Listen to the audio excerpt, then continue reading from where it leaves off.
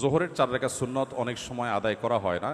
এতে করে কি আমি গুনাহগার হব? আমি শারীরিকভাবে অসুস্থ না, কিন্তু বেশি ক্লান্ত। এক্সাম থাকলে শরীর দুর্বল হয়ে যায়, তাই আমি বসে নামাজ আদায় করে থাকি এবং জোহরের 4 রাকাত সুন্নত বাদ দেই।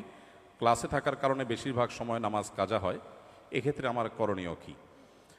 ধন্যবাদ। প্রথম কথা হলো যে ইমানদারের কাছে নামাজের চাইতে ইম্পর্টেন্ট কোনো বিষয় নেই। নামাজ রিলেটেড আরও কয়েকটা প্রশ্ন আছে আমি দেখেছি। আমি কমন একটি কথা বলতে চাই, সেটা হলো ইমানদারের কাছে নামাজের চাইতে গুরুত্বপূর্ণ কোনো বিষয় নেই। অতএব পড়াশোনার অজুহাতে কিংবা এক্সামের অজুহাতে কোনো অজুহাতেই নামাজকে পেছাবার বা নামাজকে বাদ দেওয়ার কোনো সুযোগ নেই।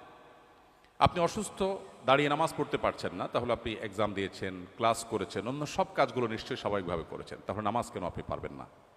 আজকাল বিশেষ করে একটু কষ্ট, একটু শরীরটা মেজমেজ করছে, একটু খারাপ লাগছে, এই অজুহাতে চেয়ার টেনে বসে নামাজ পড়াটা ফ্যাশনের বিষয়ে পরিণত হয়ে গেছে।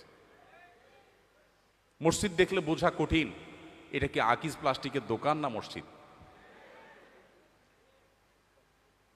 তো এই জন্য আমাদেরকে নামাজ পড়ার ক্ষেত্রে লক্ষ্য রাখতে হবে যে আমরা যেন কোনোভাবেই, যতক্ষণ আমার শক্তি সামর্থ্য আছে, আমি শুধুমাত্র একটু শরীর খারাপ করছে, একটু ভালো লাগছে না, সে অজুহাতে যেন আমরা বসে নামাজ না পড়ি। হ্যাঁ, অবশ্যই আপনি যদি শারীরিকভাবে অপারগ হন, দাঁড়িয়ে পড়তে না পারেন, আল্লাহ বলেছেন লা ইউকাল্লিফুল্লাহু নাফসান ইল্লা উসআহা, মানুষকে সাধ্যের বাইরে কিছু আল্লাহ চাপিয়ে দেন না, সো এটা আপনার জন্য জায়েজ আছে, আপনি বসে নামাজ পড়বেন, যদি বসে ছাড়া দাঁড়িয়ে নামাজ পড়ার কোনো শক্তি আপনার আসলেই না থাকে।